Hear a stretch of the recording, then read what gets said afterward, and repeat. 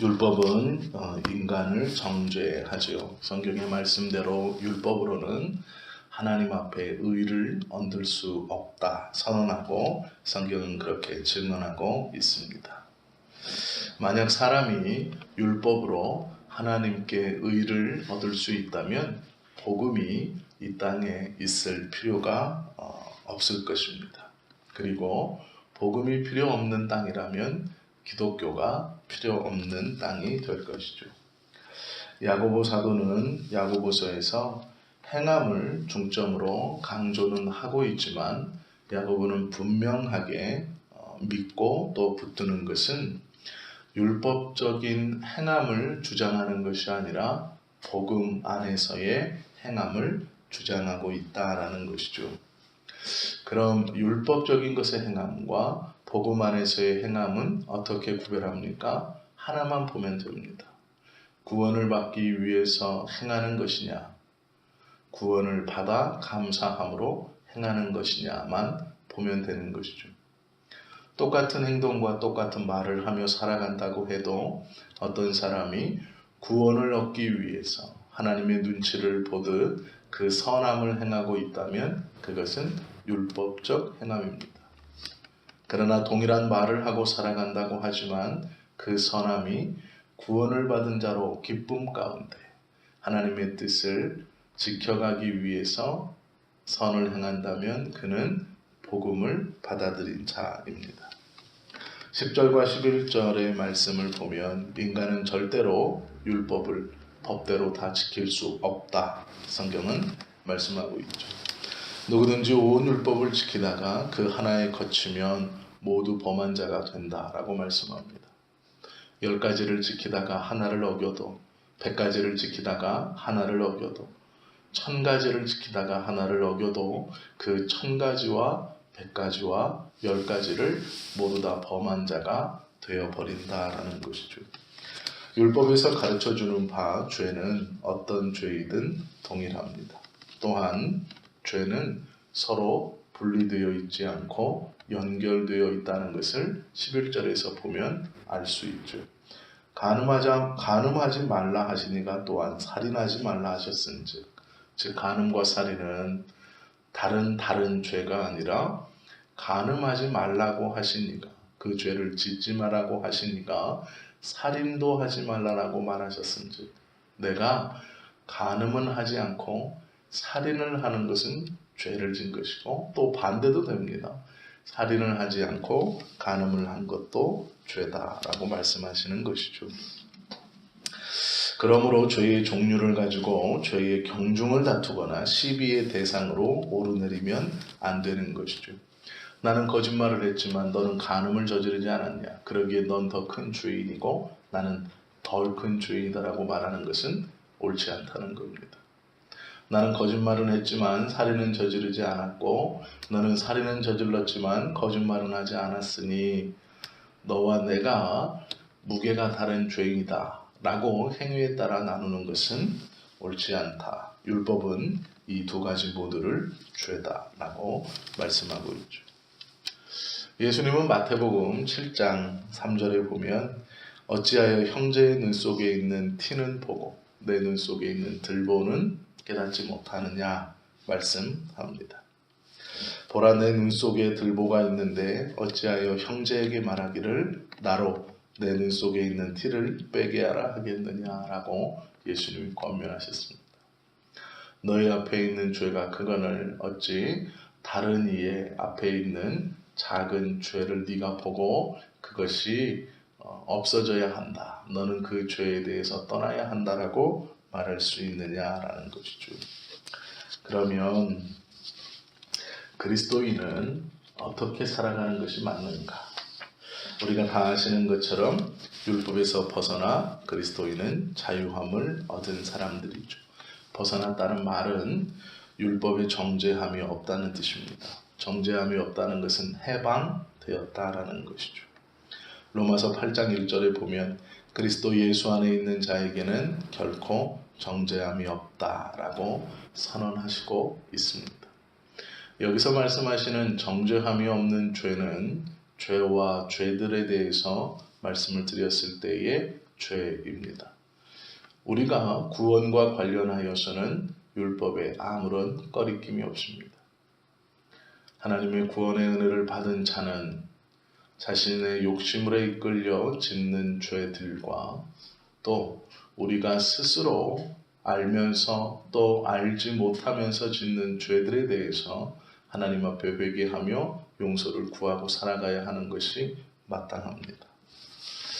그 죄들을 깨닫게 하는 것이 하나님의 말씀이며 그 하나님의 말씀 가운데는 율법도 포함되는 것이죠. 그러나 율법의 심판이 우리에게 미치지 않는 것은 죄에 대해서는 우리가 이미 자유함을 얻었고 예수 그리스도의 십자가의 은혜로 죄들에 대해서는 그 예수님의 이름을 붙들고 기도하기만 하면 하나님께서는 그 죄들을 용서해 주실 것이라 선언하셨기 때문이죠.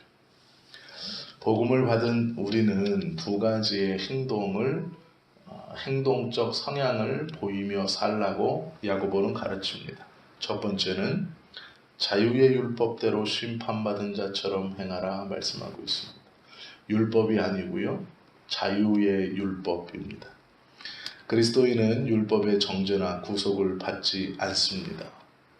그러나 우리는 자유의 율법, 즉 복음으로 하나님 앞에 이미 심판을 받아 의롭다함을 얻은 자처럼 행하라 라는 것이죠. 즉 무엇이냐면 너희의 행함과 너희의 생각과 우리의 말에 꺼리낌이나 부끄러움이 없이 해야 한다라는 것이죠. 율법의 심판에서 벗어났다고 방종해서는 안 되죠. 자유의 율법인 복음 안에서 우리는 항상 하나님과 동행한다는 생각, 그리고 또한 하나님의 은혜와 감사 안에서 생활해야 한다라고 야고보는 가르치고 있죠. 두 번째는 그리스도인은 긍휼을 베푸는 생활을 해야 한다라고 말씀하고 있습니다. 13절에 보면 긍휼을 행하지 아니하는 자에게는 긍휼 없는 심판이 있다라고 말씀합니다. 긍휼은 심판을 이기고 자랑하느니라. 어제 수요일 저녁 저희들이 긍휼히 여기는 자가 복이 있나니 그들이 긍휼히 여김을 받을 것이며 라는 말씀에서 긍휼이 무엇인가를 함께 보았죠. 곤란한 자, 비참한 자리에 있는 자를 건져내는 것, 그러나 그것은 그가 나에게 다시 되돌려 줄 것을 생각하지 않고 일방적으로 베푸는 것. 그렇게 베풀 수 있는 이유는 우리는 이미 죄에 대해서 은혜를 받았고 그 은혜를 받음과 동시에 하나님께 긍휼을 받았기에 그 긍휼을 받은 자가 마땅히 긍휼을 베풀며 살아갈 수 있다라는 것을 어제 저녁 함께 들었습니다. 긍휼은 예수님께서 말씀하신 하나님은 제사보다 자비를 원하신다라는 말과도 동일하게 적용됩니다. 우리 주변에 공궁함에, 곤란함에, 비참함에 처해져 있는 사람들을 그들에게 도움의 손길을 베풀고 그들에게 긍휼을 베푸는 자는 오늘 야고보서의 말씀처럼도 동일하게 긍휼 있는 심판, 너희의 상황과 여건에서 공공함에서 건져주시는 하나님의 은혜의 심판을 경험하게 될 것이다 말씀하고 있죠. 그리스도인은 율법의 근거를 두고 살아서는 안 되죠. 언제나 불안해하고 두려워하고 이것을 지키지 못하면 하나님께 벌을 받을까? 내가 이것을 지키지 못했는데 하나님께서 혹은 그에 대한 결과로 지금 징계를 내리시는 않는 것인가? 눈에는 눈, 이에는 이, 그것이 긍휼 없는 심판입니다. 저와 여러분은 이 긍휼 없는 심판을 당하지 않습니다. 율법보다 더 온전한 법이 우리 안에 있기 때문이죠. 그것은 복음이며 자유롭게 하는 율법입니다. 또 우리가 이 긍휼을 베푸며 살아갈 때 꼭 기억해야 하는 말씀이 하나님께서 우리를 사랑하심과 같이 내 이웃을 내 몸과 같이 사랑하라 말씀해 주신 예수님의 말씀이죠. 하나님이 우리 안에서 온전히 이루라고 하신 이 놀라운 법, 즉 야고보서가 오늘 말씀하시는 죄에 대해서 너희가 자유할 수 있다. 너희는 하나님께 이미 복음을 받았고 그 복음을 받았기에 이웃들에게 긍휼을 베풀므로 하나님 앞에 긍휼 있는 심판, 즉 복음 안에서 온전한 심판을 너희가 받을 것이기에 이기고 자랑할 수 있다라고 말하고 있습니다. 오늘 우리가 하루를 살아가면서 우리의 삶의 기준과 판단의 근거, 또 말과 행동의 근거가 이것이 되어야 합니다.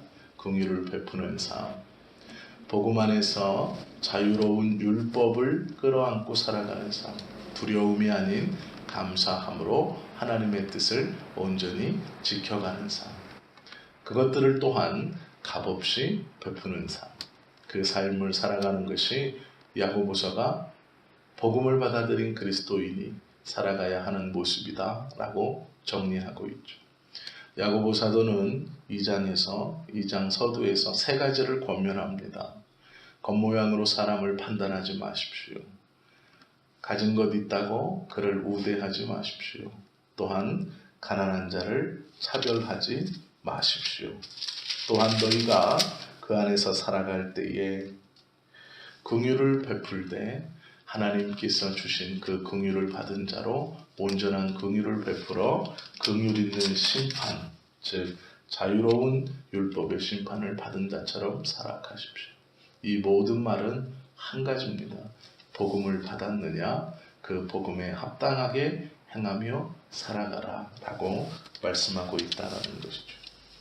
오늘 하루 우리들의 삶에서 이 야고보 사도의 가르침이 우리의 말로, 우리의 눈으로, 또 우리의 행동으로 우리 주변의 사람들에게 드러내고 보여지는, 값없이 베풀 수 있는 거저받은 은혜와 긍휼에 대해서 우리가 또한 그렇게 베풀며 살아갈 수 있는 우리 모두가 되실 수 있기를, 그리하여 우리의 삶이 하나님의 기쁨과 인정함을 받을 수 있는 행함이 있는 삶이 되실 수 있기를 예수님의 이름으로 축원합니다.